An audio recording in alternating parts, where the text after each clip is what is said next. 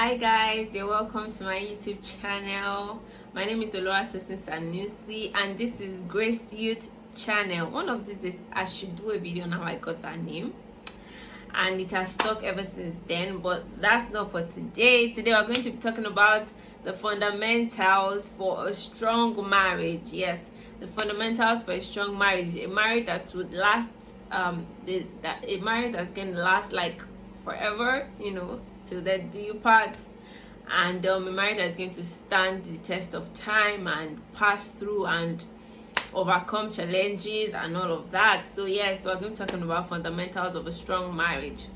And the very first thing, which is like the most important thing, is to let you know that a strong marriage is a marriage that is built on God as the foundation. Yes, that's a strong marriage. In the Bible, it talks about how a wise man builds his house on a rock, that when the sun, the wind, the storm comes, it blows, strengthens and all of that, but the house does not move. It doesn't shift ground. But those that build their house on the sand, when the storm, wind and all of that comes, it scatters everything. So a strong marriage is a marriage that is built on God as the foundation. So God is your foundation. So every other thing that you're building on God. One, that's like definition of a strong marriage. That's what a strong marriage is. A marriage that is built on God as the foundation means that you are starting with God. Like God is your root. Yes, that's a God marriage, and that will lead to that's a strong marriage rather, and that will lead to the very first fundamental, which is God, right? God is like the most important part of any marriage, any kingdom marriage, right? God is the most important part, because you don't want to do this outside of the person that created it, right? Imagine if we had, maybe I have what's the name of our TV set, but I can't even remember. I can't remember. Anyway, so let's just imagine it's an LG TV.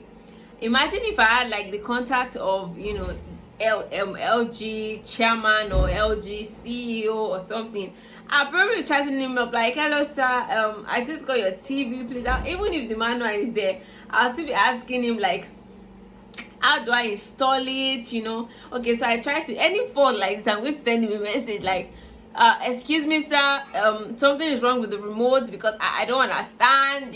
What do I do? Because I have access to him. Imagine I have access to him, and I'm not saying, oh, I don't want to disturb him, or I don't want to send him a message. I'll not start setting up the TV, without asking him for what to do and all of that. Like, I'm just stressing myself, because he's the owner, or it's his brand, so he should know more about it than I will or I do. So that's like the same thing. You don't want to do marriage outside of God that created the institution of marriage. Like, the most enjoyable way, to do marriage is to do it with God, and that's like the guarantee of any strong marriage or any lasting marriage. Doing marriage with God, having your roots, your foundation in God. Everything is on God, So that's the most important thing. The decisions you want to make, making it with God, together with your spouse, making your decisions on God. Even before you choose a partner, just choosing with God. You're not just choosing you're making your decision with God, So yes, that's like the most important. And the second one is, so there are like three things in the second one. That's love, respect, and humility. Those things are also important for a strong marriage. You need to love each other, you need to respect each other, and you need to submit, be humble, right? To one another. It's really important, like learning to put the other person first, learning to put yourself in your partner's shoes, trying to understand some things. Even when you guys are in conflict, trying to understand, okay, where they are coming from.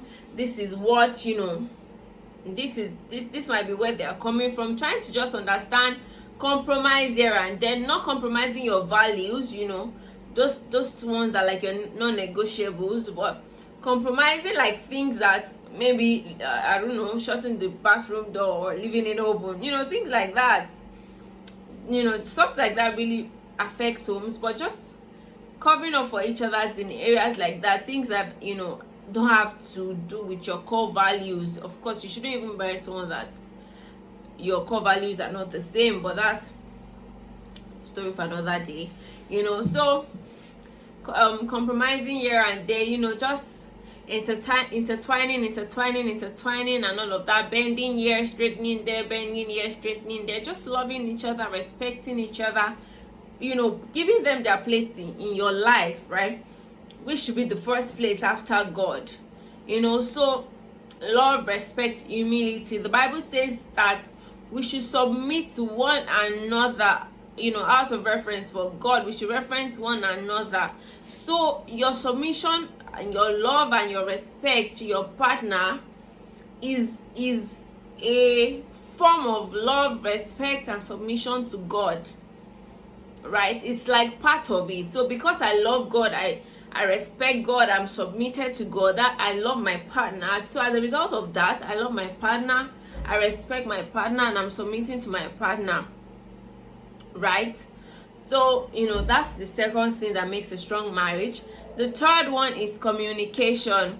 Communication is like the where it all starts. I mean, before you guys even got married or whatever, you approach the person and like, hey sister, can I know you? You approach that, or you guys just go talking. That's communication, and that's what also sustains your relationship, your marriage in the long run, like forever. So you guys have to keep communicating. Communication is so important. It's like the engine of any relationship or marriage, right? If engine should just knock like this, that's all. So communication is so important.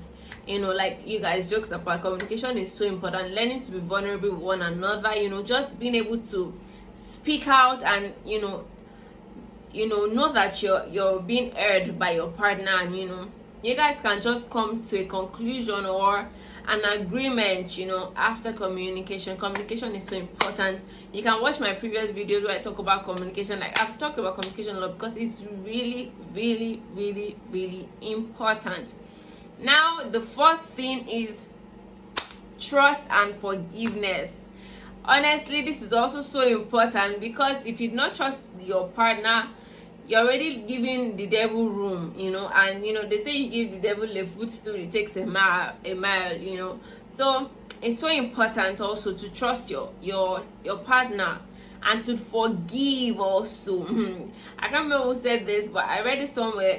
Someone said that a good marriage is a relationship between two forgivers, right? So you have to forgive, you have to learn to forgive, because truthfully your partner is going to offend you. Your partner, and you're also going to, let's not even prove righteous, you're going to offend your partner is going to offend you. Is both ways, so you have to learn to forgive. Your partner has to learn to forgive if you guys are going to progress, in the journey of marriage. And you also have to learn to trust each other. Give your partner the benefit of the doubt. Even if you hear something, give them the opportunity, to say what happened. Like, ask them, like, oh, okay, or even if you saw something, right? Just give your partner the benefit of the doubt. Don't just flare up. Someone sends you and say, oh, I saw your partner, yeah, and there, and immediately already call your partner, what are you doing there? Blah blah blah blah blah, and all of those things. Like, calm down, So yeah, trust and forgiveness, very important also. Not trusting your partner can just start, you just start imagining things, and things that are not even true will start looking true to you, because how the devil can just play and manipulate the mind, and all of that. Now the fifth thing is unity and togetherness. Yes, unity and togetherness. This is also so important, like learning to do things together as a team. In my house, I always say division of labor. So learning to do things as a team. If you come to my house and you see a clean living room, or you meet food, you don't need to know who cooked it. The fact that you came and you made food, awesome, sit down and eat. Like, don't always assume that in my house I do everything, because I don't, there's division of labor in my house. And it's not like, oh, you wash plates, you, like, as if everybody has static roles. No, when we get up, okay, so these are the things we have to achieve. Okay, so I'll do this, okay, you do this, I'll do this, you do this. And at the end of the day, we have a neat house, a cooked meal, a fresh baby, and everybody's fine, right? So yes, learning to do things together, unity and togetherness is also very, very important. Purposely decide to do things together as much as you can. For some people, they work out together. Me, I'm too lazy. I don't want to say I'm too lazy, guys. I just need help. But yeah, I need help to get out of that lazy zone to work out. Jesus, I need help. So maybe that's why I don't work out with my husband yet, but I look forward to working out with my husband. In fact, don't let me push too much. But yeah, I look forward to that. But that's what some people do together. Some people go to work together. Maybe your offices are on the same route. You can do so many things together, really, so many fun things together, Yes, so unity and togetherness, these things foster unity and togetherness. Like, you just realize that, it just becomes a thing for you guys, whether purposely or not, it just becomes a thing for you guys. So yeah. And finally, friendship.